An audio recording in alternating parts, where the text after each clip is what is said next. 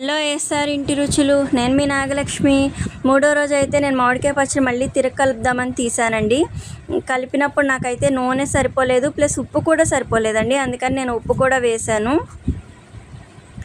సరిపడినంత ఉప్పు వేసి మళ్ళీ నేను బాగా కలిపి, మళ్ళీ వాళ్ళు ఏమన్నారంటే బకెట్తో ప్యాక్ చేయమ్మా 10 కేజీలు, మేము వచ్చి తీసుకుంటాము అని అన్నారండి. అందుకని నేను బకెట్లోకి 10 కేజీల చొప్పున నేను ప్యాక్ చేస్తున్నాను. ఇదిగోండి, ఫైనల్గా అయితే మన మామిడికాయ పచ్చడి అయిపోయింది. మీకు కూడా కావాలంటే స్క్రీన్ మీద కనిపిస్తున్న నెంబర్కి వాట్సాప్ చేయండి.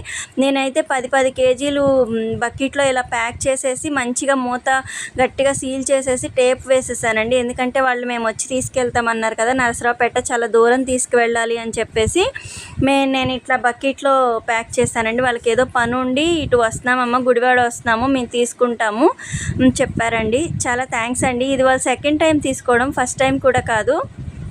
ఫస్ట్